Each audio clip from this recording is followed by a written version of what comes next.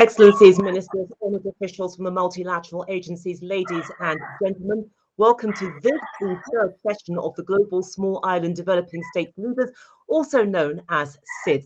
My name is Juliet Foster, and over the next 90 minutes, I shall be guiding you through what I believe will be a lively and thought-provoking debate on SIDS and technologies of communication and information. The organisers of GSL are grateful for the very kind sponsorship of Bayer in supporting these debates at transnational level. So thank you so much for your support. Let's now focus on the topic in hand. It's fair to say that the growth of technology has been nothing short of extraordinary, and that staggering rate of advance is showing few signs of slowing down. If you want to know just how staggering it is, then I'm about to dazzle you with some figures.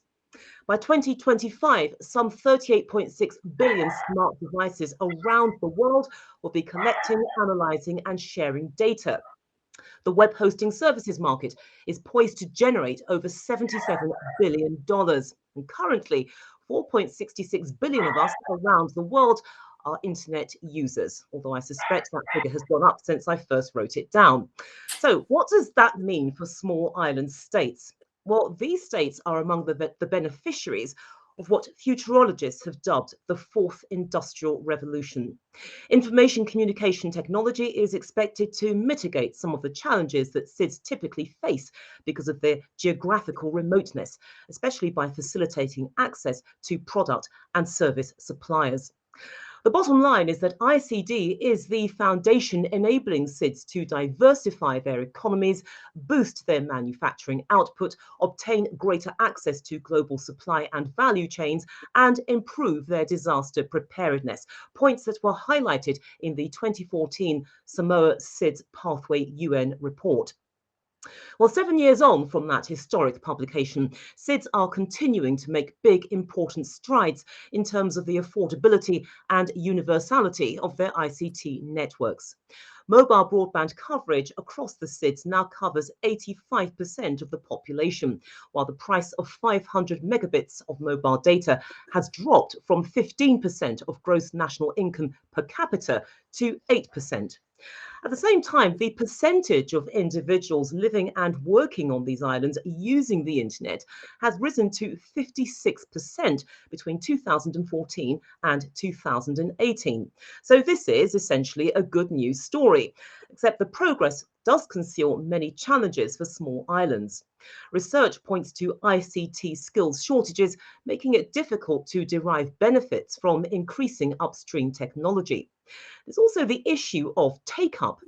In the small island of Cabo Verde, just off the African continent, for example, around half of the population not using the internet said the most important reason why they didn't take it up was because they didn't know how to use it. Not to be forgotten in this debate is the continuing gender challenge in digital employment in some SIDS. In other words, how can we do more to back up the development of women in technology and digital entrepreneurship? So if you could, panel, I would like you to hold those thoughts because we are going to explore each of them with the help of our distinguished panel, of course, who've been drawn from the small islands themselves and, of course, experts from the UN family of organizations. They will each give a 5-minute speech outlining their position. And can I stress it has to be 5 minutes as we do have quite a lot of ground to cover in the time that we are together. And after those 5-minute presentations, I will ask each of you a question, and there will be more general questions towards the end of the session. I would like to invite to the floor His Excellency Jean-Paul Carteron, who is Ambassador of the Solomon Islands to UNESCO and the Food and Agriculture Organization of the United Nations. Ambassador Carteron is the co-founder of the GSL initiative with his colleague, Ambassador David Doyle. Donc, Monsieur Ambassadeur Carteron, bienvenue à cet environnement et la parole est maintenant à vous. Thank you, Juliette. Thank you to David. Thanks to him, we started with this GSL initiative and it is expanding now month after month. We have two main partners who are Seychelles, with the support of the Minister of Foreign Affairs, Radegonde of Seychelles. We have also Dominican Republic with the support of Mario Arvelo, who is the ambassador of Dominican Republic to FAO. And we are expecting in the next week to come a number of other delegations, other governments joining us in order to implement this new concept of transversal diplomacy that we wish for the future in order to address concretely the main issues related to small islands. I would like to thank Bayer. Bayer, we saw a beautiful movie or presentation. Bayer is supporting us, and I welcome Natasha Santos. Natasha is a brilliant and respected woman, highly qualified, and her activity at Bayer Crop Science Division as Vice President and Head of Stakeholder Strategy and Affairs is key for addressing issues of agriculture, food, and food security. She will speak about a very special issue, which is digital tools which are transforming agriculture and improving the life of millions of persons, improving or being in position of improving if we develop them. We will have also, and I would like just to say in a few words who are our guests. I thank all of them for accepting to participate in this debate. Angel Miguel Moratinos. Moratinos is the United Nations Under Secretary General, holding the post of High Representative for the United Nations Alliance of Civilization. If you did not have the opportunity to verify the activities of the United Nations Alliance of Civilization, I would suggest that you inform yourself, because it's a very, very key and important initiative of United Nations. He was Spanish Minister of Foreign Affairs and very respected EU Special Representative for the Middle East peace process. He worked a lot in the Middle East, and it would be useless to introduce Mr. Moratinos. Mr. Courtenay-Rattray is the United Nations High Representative for the least developed countries, landlocked developing countries, and small island developing states. Thank you, Mr. Rattray. You are the person in charge of all these issues in New York. And I know that when you were ambassador of Jamaica to United Nations, you already served as co-chair of the group of friends of the Sustainable Development Goals financing. Peter Kenny-Laurea, co-president of the ACP-EU Joint Parliamentary Assembly.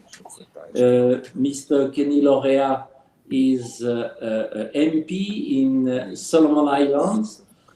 He is actually, for him, it is midnight. Thank you to be with us. It's late. You served as an international civil servant in the United Nations Secretariat in New York, and as permanent secretary of the Ministry of Foreign Affairs in Honiara. Altai Sengizer, with a recording contribution because at the last moment he could not make it, is president of the General Conference of UNESCO, actually, and he will chair this conference in a few weeks when we open it. Malcolm Johnson, ITU Deputy Secretary General, replacing Gulin Zhao, the Secretary General. Mr. Johnson is one of the most respected ICT experts in the world, and his role as ITU is now key as far as so many post-COVID issues have to be addressed. Thank you, Mr. Johnson, also to be with us. Nikhil Seth, I will say that we are close friends. Nikhil Seth is the Executive Director of the United Nations Institute for Training and Research. He has 30 years of service as an international and national civil servant, and a wealth of experience in leading, supporting, and managing complex portfolios, intergovernmental process, including United Nations conferences in the economic, social, and environment fields. He served as the head of the Office of the Secretary General of the United Nations Conference on Sustainable Development, and I like that Nikhil is with us today because so many issues are related to his competence and his experience, and we wait for him to share it with us. And finally, I would like to thank Juliette, because Juliette has been accompanying us during the first sessions, now with these ICT sessions. And be sure, Juliette, that we appreciate your dedication, your time, your energy, your competence. And now I give you the floor back. Thank you. Thank you very much, Monsieur Ambassador.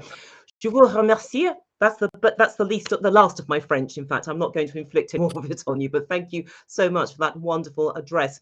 And I'd like to welcome, in fact, our final speaker, who is from Bayer, and Bayer is the sponsor of this event. So please, let's welcome Mrs. Natasha Santos. She is Vice President, Head of Global Stakeholder Strategy and Affairs for Bayer, which is the German multinational pharmaceutical and life sciences company. It's also one of the world's largest pharmaceutical companies too. So Natasha Santos, thank you so much for joining us. I'm now going to hand the floor to you, and you have 5 minutes. 5 minutes. Thank you, Juliette. What a pleasure to be here with such distinguished panelists, exchanging views in a topic that is so important. Digital tools can be a lever, as mentioned by many panelists, can be a lever to accelerate the achievement of the Sustainable Development Goals.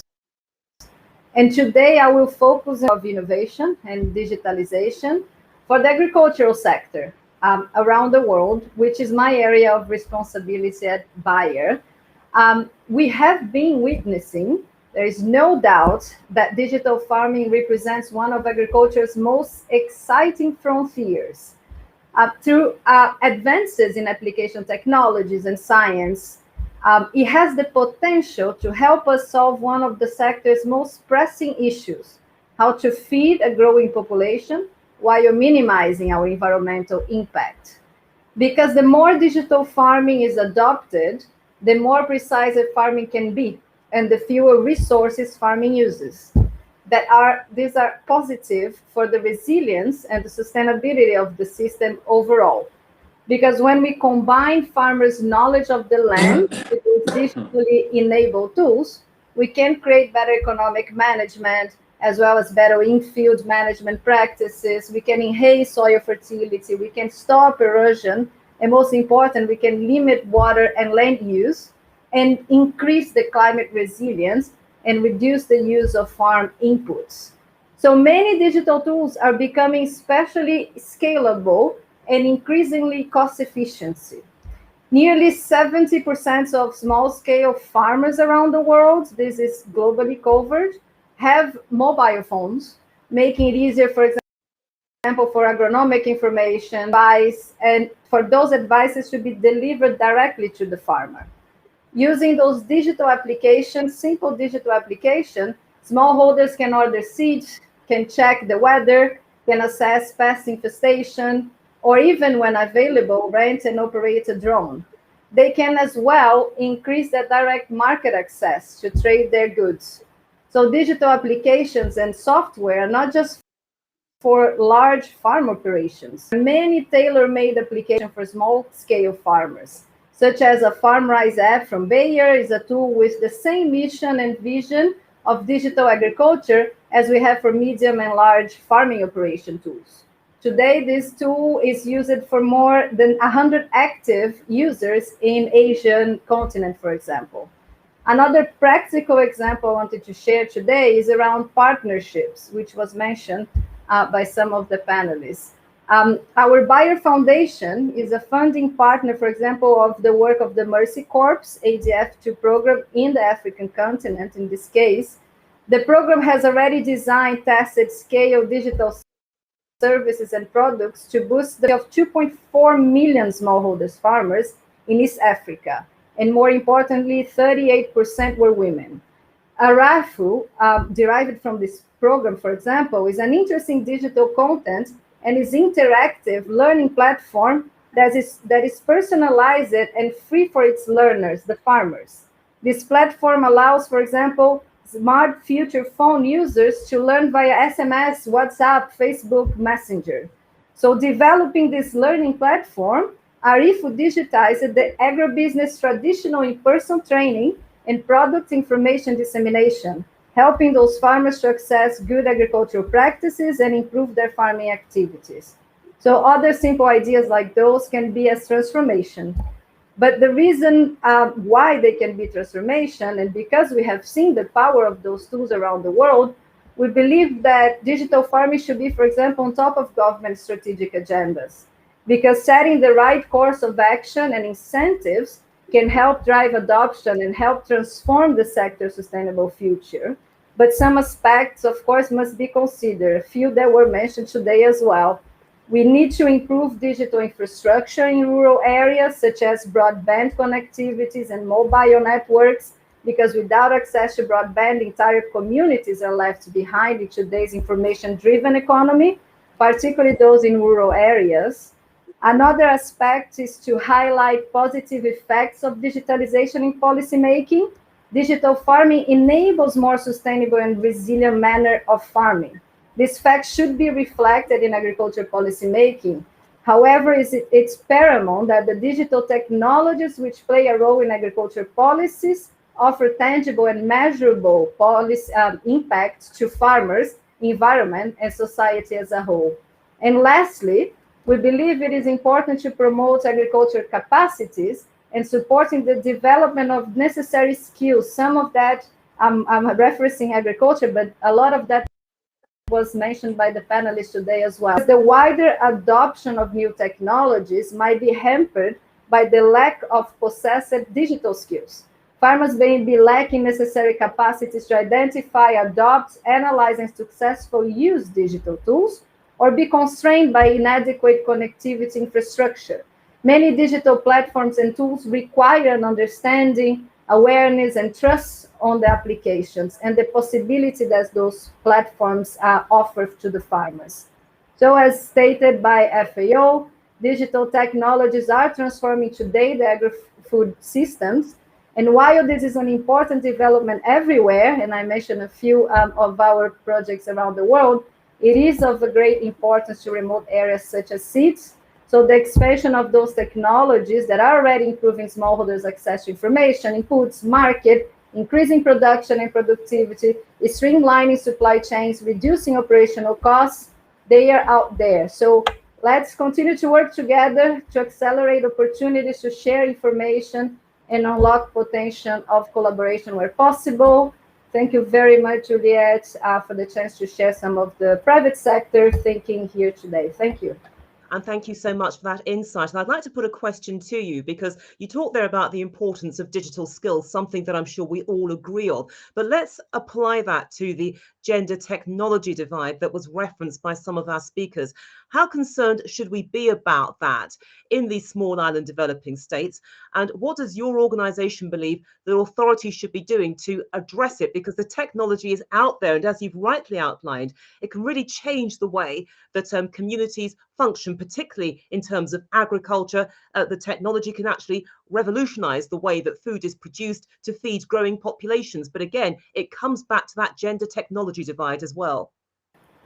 That's a great question. And funny enough, I took a lot of notes during the day, especially on this topic. And that's a topic close to my heart as well, and not only a topic that is a priority to my organization, particularly when we think about working with the smallholders farmers and, more importantly, empowering women. We all know there's so many studies around the transformational impacts of empowering women. So what we have been doing is that all our smallholders projects work with a gender smart approach, meaning we must look at the percentage, or we must look at communities where women can be leaders and can be multipliers of technology. One way that we have seen around the world that it works is you get a woman to be the leader and multiplier in their community. You help the women to have access, to have the training, and to be an entrepreneur to their community on the benefits of that technology. And then with other people and other women on the community, it creates an ecosystem sharing knowledge. It's a peer-to-peer knowledge exchange. So it shares knowledge, but then it creates, of course, all the socioeconomic benefits of having women empowered in communities of the remote area of the world, or big countries like India, for example. So this is something that a lot of our projects focus on when we think about gender approach. And then, of course, access to finance and investment in education, particularly for women accessing areas of IT or accessing around digital technology. Target educational programs is very important and can be boosted, of course, by governments or via public-private partnerships. So thank you for the question, Juliette. This is a very important topic that we need to have top of mind.